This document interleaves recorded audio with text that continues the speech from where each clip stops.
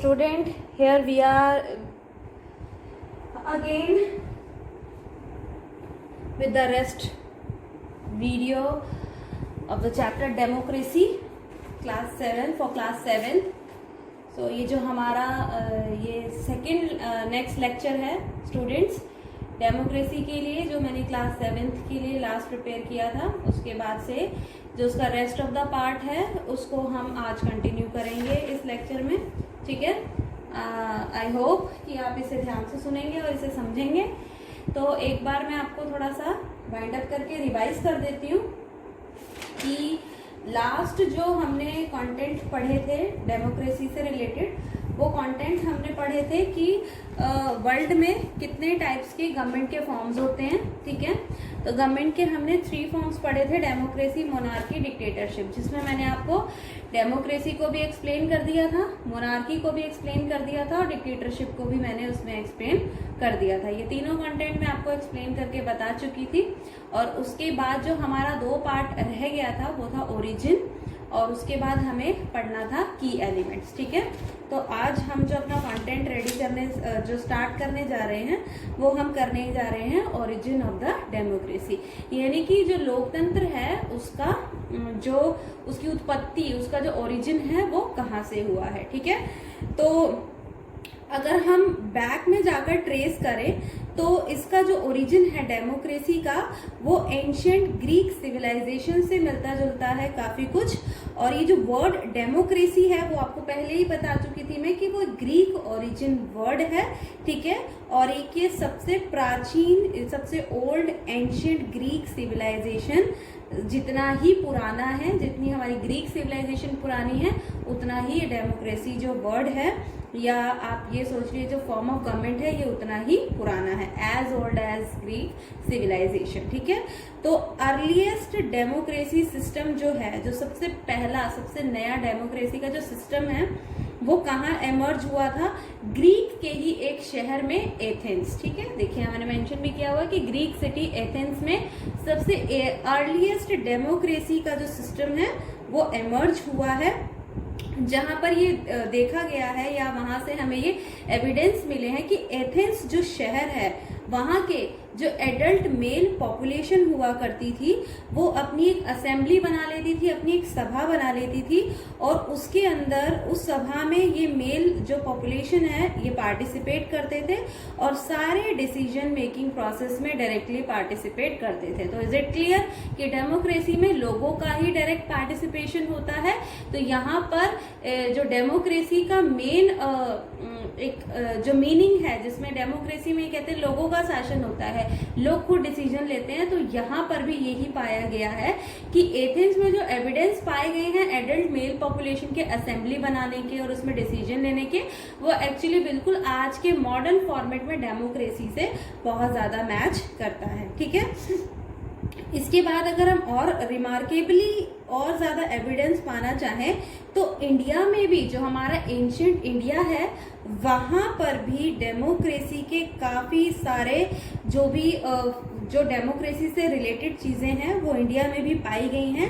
हम बात करें 6th सेंचुरी बीसी की, 6ठी शताब्दी में अगर हम पहुंचते हैं तो वहां से हमें इसके एविडेंस मिलते हैं कि इंडिया में भी जो है वो डेमोक्रेसी का काफी ज्यादा इफेक्ट देखा गया है. जैसे कि महाजनपद ऑफ वैशाली की अगर हम बात करें, जिसे आज हम प्रेजेंटली इंडिया में बिहार के नाम से जानते हैं.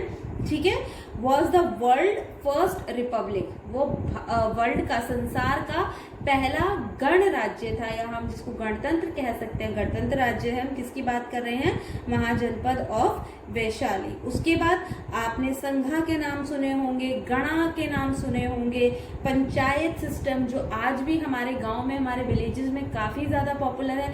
तो पंचायत सिस्टम तो इंडिया में काफी टाइम से चल रहा है. ठीक है, तो ये पंचायत सिस्टम भी क्या है?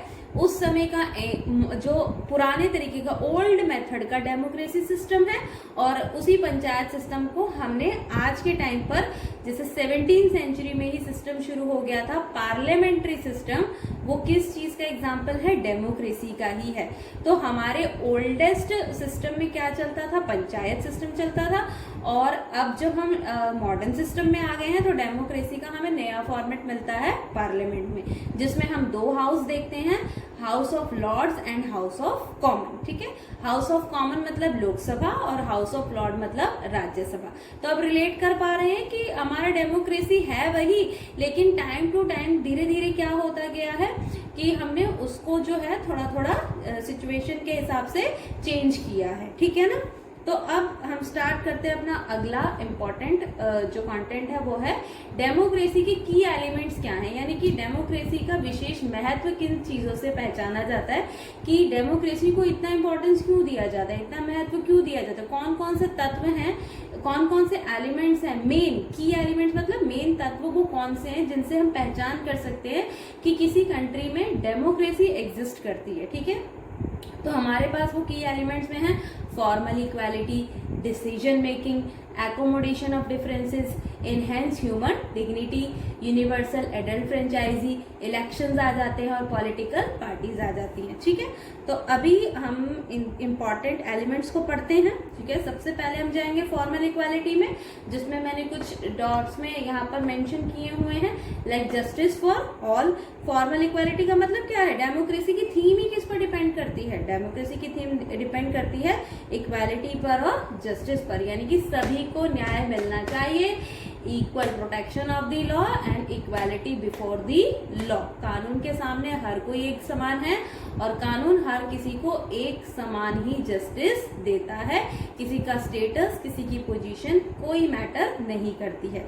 तो ये हो गया हमारा जस्टिस फॉर ऑल। इंश्योर करता है हमारा डेमोक्रेसी कि जस्टिस मिले all the people of the society और कंट्री। ठीक है, उनसे किसी भी प्रकार का भेदभाव नहीं किया जाता। No discrimination.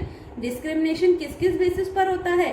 डिस्क्रिमिनेशन हम लोग कर सकते हैं, जैसे कास्ट के बेसिस पर होता है। ठीक है, फिर हमारे रिलीजन के बेसिस पर होता है। ठीक है, फिर हमारे जेंडर के बेसिस पर होता है। ठीक है, कलर के बेसिस पर होता है। तो ऐसे कई सारे तरीकों से डिस्क्रिमिनेशन किया जाता है। ठीक है, रेस को लेकर डिस्क्रिमिनेशन किया जाता है, यानी नस्लवाद, जिसमें हम देखते हैं गोरे काले का भेद जब साउथ अफ्रीका में रहता था। ठीक है, तो ऐसा कोई भी डिस्क्रिमिनेशन डेमोक्रेसी में नहीं होता है, जो बिल्कुल शो करता है कि सबको इक्वालिटी दी गई है। फिर आता है राइट्स। राइट्स में हम किसकी बात करें? सभी प्रकार के अधिकार दिए जाते हैं। अधिकार कौन कौन से होते हैं? पॉलिटिकल राइट्स भी होते हैं, इकोनॉमिक राइट्स भी होते हैं, सिविल राइट्स भी होते हैं। तो हर तरीके के अधिकार दिए जाते हैं। पॉलिटिकल राइट्स में क्या? अगर आप चुनाव में जब इलेक्शन होते हैं तो आपको वोट देने का अधिकार है, तो आपको चुनाव में खड़े होने का भी अधिकार दिया गया है। ठीक है, इकोनॉमिक राइट्स मतलब कोई पुअर या कोई रिच का हमारे यहाँ पर किसी भी तरीके का फेवर नहीं किया जाता है, सबको इक्वल माना गया है। सिविल राइट्स दिए गए हैं, सोसाइटी में, कंट्री में रहने वाले हर व्यक्ति को वो सारे अधिकार दिए जाते हैं जो उसके एक प्रॉपर डेवलपमेंट के लिए बहुत ज्यादा जरूरी होते हैं। फिर आता है हमारा बहुत इंपॉर्टेंट राइट टू वोट, यानी कि वोट देने का अधिकार। ये तो हमारे देश के हर नागरिक को मिला हुआ है, हर अडल्ट सिटीजन को मिला है। जिसकी उम्र 18 वर्ष या उससे अधिक हो जाती है उसे राइट टू वोट का अधिकार दिया जाता है, जिसमें वो किसी भी, बस उसे देश का नागरिक होना चाहिए, वो अपने देश के प्रति जो है वोट करने में अपनी भागीदारी निभा सकता है। रिच पुअर में तो हमारी कंट्री में कोई डिफरेंसेस नहीं देखे जाते। स्पेशली वोट्स को लेकर अगर हम देखें, जो भी वोट डालने जाता है उसके वोट्स की वैल्यू इक्वल मानी जाती है, चाहे वो पर्सन कितना भी रिच हो, कितना भी पुअर हो, एजुकेटेड हो, अनएजुकेटेड हो, विमेन हो, मेन हो, सबके वोट्स जो हैं वो इक्वल माने जाते हैं। ठीक है, अब हम नेक्स्ट एलिमेंट पे पहुंचते हैं जो है डिसीजन मेकिंग। बच्चों, डिसीजन मेकिंग बहुत ही ज्यादा इम्पोर्टेंट होता है, क्योंकि डिसीजन मेकिंग से ही क्या होता है, फेवरेबल जो डिसीजन लिया जाता है वो बहुत ज्यादा इम्पोर्टेंट होता है। हर किसी की एडवाइस लेना, हर किसी से उसके डिसीजन जानना बहुत जरूरी होता है। अगर मैं अपनी मर्जी से कोई डिसीजन किसी पे लगा दूंगी तो उससे सबको उस चीज का बेनिफिट नहीं मिल सकता है। इसलिए डिसीजन मेकिंग एक बहुत बड़ा इंपॉर्टेंट एलिमेंट हो जाता है डेमोक्रेसी में। डिसीजन कौन करेगा? पीपल करेंगे। पीपल अपना पार्टिसिपेशन दिखाएंगे, वो गवर्नमेंट की हर पॉलिसीज में अपने अपने फेवर और रिजेक्शंस देते रहेंगे, उनमें डिसीजन अपने बताते रहेंगे जो भी उनको चाहिए, ठीक है। और ऐसे में यही पीपल पार्टिसिपेशन में क्या होता है, इसी तरीके से पीपल पार्टिसिपेशन में होता है, इलेक्शंस के थ्रू ही ये कंडक्ट कराया जाएगा। इलेक्शन प्रोसीजर होता है। इलेक्शन में क्या होता है, हम अपना एक रिप्रेजेंटेटिव चूज कर लेते हैं और वो रिप्रेजेंटेटिव क्या करता है, हम पीपल के बिहाफ पर डिसीजन मेकिंग वाले जो सिस्टम है उसका एक पार्ट बनता है। जैसे आप देखते हो ना पार्लियामेंट में कितने डिस्कशंस होते हैं, लोकसभा में होते हैं, राज्यसभा में होते हैं, तो वहां क्या हो रहा है, डिसीजन मेकिंग प्रोसेस चल रहा है। वो डिसीजन मेकिंग प्रोसेस में किसका पार्टिसिपेशन है, पीपल पार्टिसिपेशन। लोग वहां पर नहीं बैठे हैं, लोगों ने अपने बिहाफ पर वहां किसे बिठाया है, अपने रिप्रेजेंटेटिव को। और रिप्रेजेंटेटिव कैसे चुना जाएगा, रेगुलर इलेक्शंस के माध्यम से ही चुना जाता है।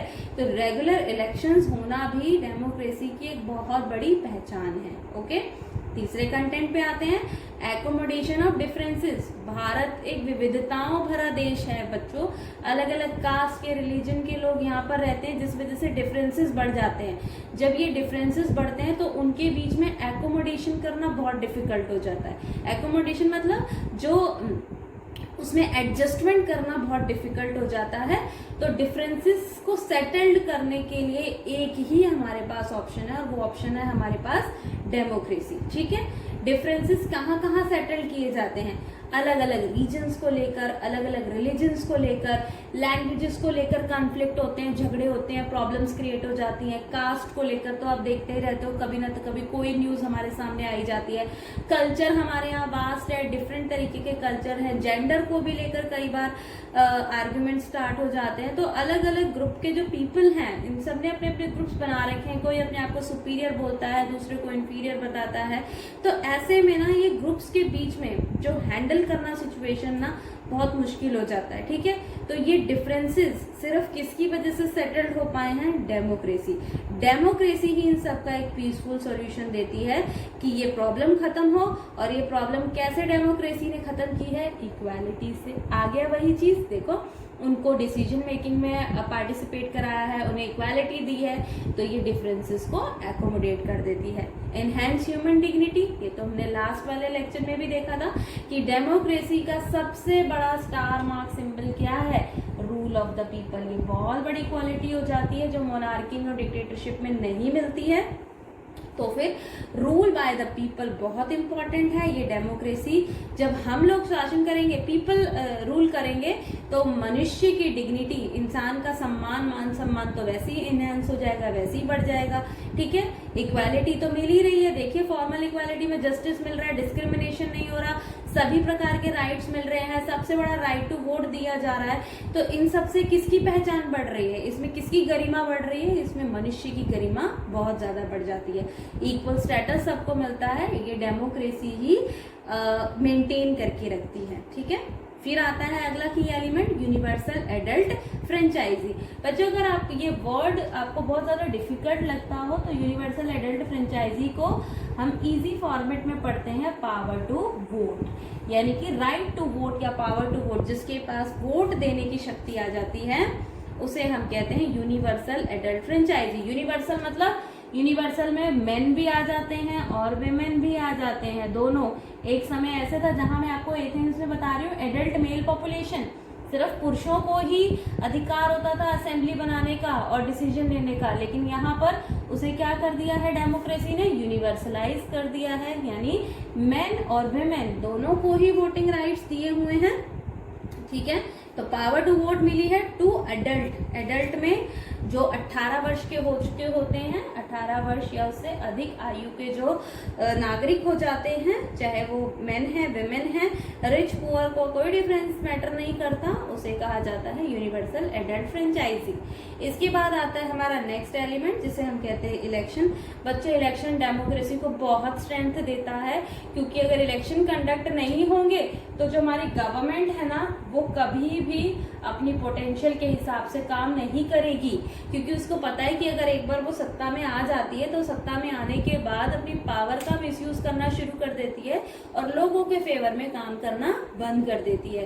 तो डेमोक्रेसी का एक बहुत बड़ा एग्जाम्पल बन जाता है इलेक्शन, और हमारे यहाँ के इलेक्शंस तो बहुत ज्यादा इफेक्टिव हैं, क्योंकि जो इलेक्शन हमारे यहाँ होते हैं वो फेयर तरीके से कंडक्ट कराए जाते हैं।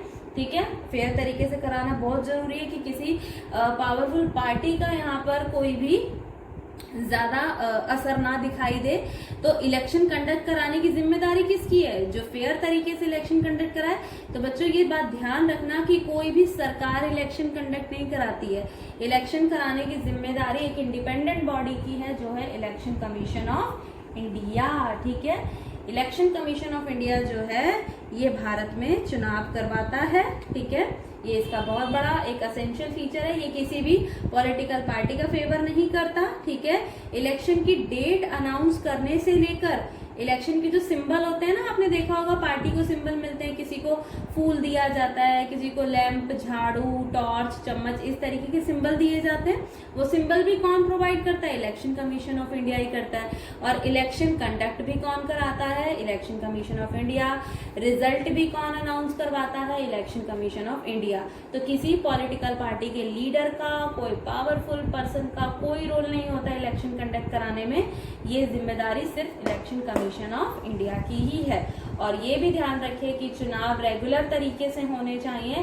तो भारत में हर 5 साल बाद जो है वो इलेक्शन हो जाते हैं, चाहे वो लोकसभा के इलेक्शन हो, चाहे वो विधानसभा के इलेक्शन हो, एमसीडी चुनाव हो, कोई से भी चुनाव होते हैं। तो उनका जब समय 5 साल का पूरा हो जाता है तो इलेक्शंस जरूर करवा दिए जाते हैं। ठीक है, अगला हमारा इंपॉर्टेंट एलिमेंट है पॉलिटिकल पार्टीज। पॉलिटिकल पार्टी तो आप सभी जानते हैं, राजनीतिक दल। ठीक है, पॉलिटिकल पार्टी नेशनल भी होती हैं, यानी राष्ट्रीय, जो 6 से ज्यादा राष्ट्रों में सबसे ज्यादा बहुमत से रहती हैं, वो नेशनल पार्टी कहलाती हैं। ठीक है, और इसके बाद आती है हमारी स्टेट पार्टी। ठीक है, जो सिर्फ स्टेट के अंदर ही बहुमत में रहती है। जैसे अगर मैं आपको बताऊं कि आम आदमी पार्टी जो है वो एक स्टेट पार्टी है, और नेशनल पार्टी में आप कांग्रेस ले सकते हैं, आप बीजेपी ले सकते हैं। ठीक है, ये बड़ी बड़ी पार्टीज हैं, ये नेशनल लेवल की पॉलिटिकल पार्टीज हैं। तो सब जानते हैं ना कि इलेक्शंस किनके बीच में होते हैं? इन्हीं पॉलिटिकल पार्टीज के बीच में होते हैं। ठीक है, तो आप ऐसी और पॉलिटिकल पार्टीज के बारे में जानिए, इनके बीच में इलेक्शन होते हैं। और इन पार्टीज को जरूरत क्या होती है? सिर्फ जीत की, नीड टू विन। ये जीतना चाहते हैं और अपनी विनिंग के लिए ये इलेक्शंस में बढ़ चढ़कर पार्टिसिपेट करते हैं। लेकिन उससे पहले विनिंग, अगर इनके अंदर एक मोटिव है कि वो जीतना चाहते हैं, तो उन्हें 5 साल तक अपने देश के लिए, अपने देश की जनता के लिए काम करना भी बहुत ज्यादा जरूरी होता है। ठीक है, so student, here we wind up the whole chapter. हमने सारा चैप्टर ऑलमोस्ट यहाँ पर कवर कर लिया है। ठीक है, डेमोक्रेसी की डेफिनेशन से लेकर के इसके की एलिमेंट्स तक हमने सारे स्टडी कर लिए हैं, अच्छे से हमने आपको पढ़ाए हैं। ठीक है, तो आप इस लेक्चर को बार बार पढ़िए, बार बार पढ़िए, अच्छे से देखिए, समझिए, नोट्स बनाने की कोशिश कीजिए, और हम आपको इससे रिलेटेड जो क्वेश्चंस हैं, जो असाइनमेंट्स हैं, वो हम आपको जरूर प्रोवाइड कराते रहेंगे। तो आपकी स्टडीज पर इस चीज का किसी भी तरीके का कोई लैक नहीं होगा। बस आप कनेक्ट रहिए हमारे साथ और अपनी स्टडीज को फोकस करते रहिए। Thank you so much, thanks for listening.